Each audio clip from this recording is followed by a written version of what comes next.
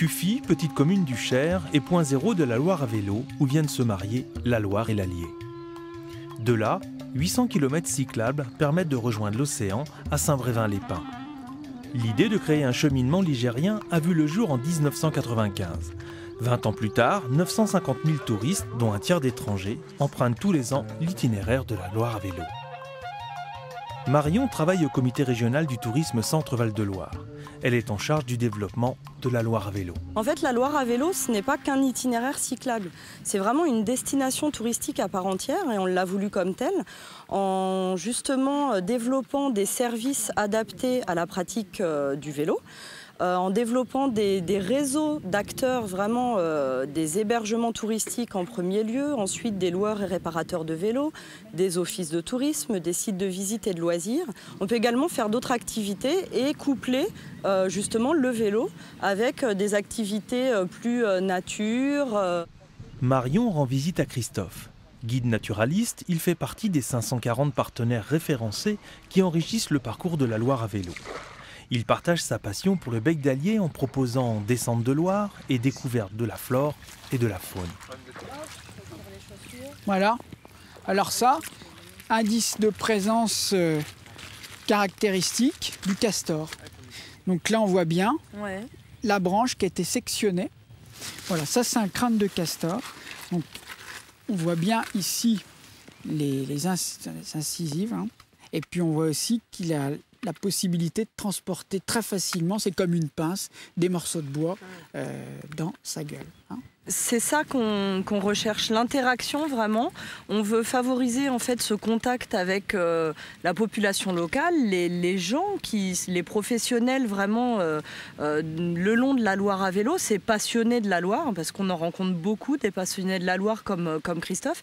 Et nous, notre envie, c'est ça, c'est de montrer aux touristes, vous avez toutes ces choses-là à découvrir, mais ces gens-là également qui vont vous apprendre, qui vont vous montrer, et puis rien qu'à écouter, c'est passionnant.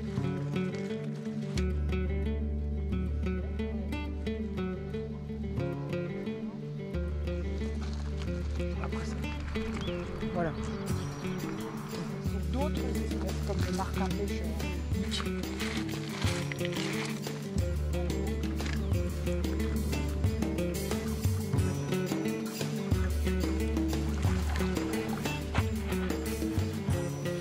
La Loire, c'est pas uniquement des kilomètres.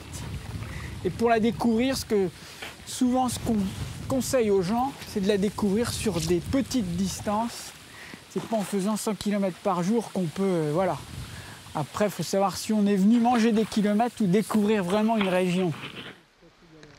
La Loire à vélo ne se limite pas à la seule découverte du fleuve. Sur le site internet dédié, le patrimoine est pluriel. Nature, histoire, architecture, culture, art de la table, le site permet de repérer, choisir et organiser son itinéraire. Nous sommes à Bèf, tout proche du bec d'Allier. La Loire à vélo a permis ici la promotion d'un patrimoine culturel riche et pourtant peu connu. Voilà, donc là ici vous êtes dans la pièce à vivre.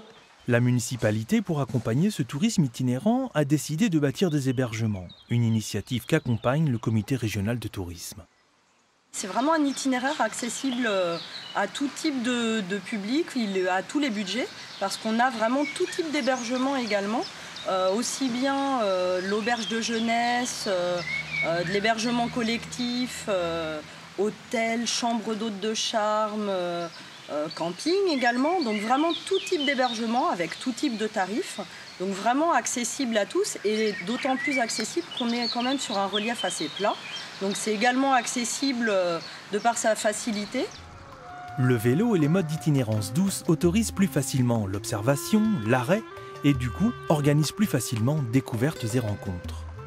Aujourd'hui, devant l'engouement du public, l'offre s'est enrichie avec un site dédié à la rando à vélo et même un site européen qui pourrait bien vous emmener jusqu'à la mer Noire.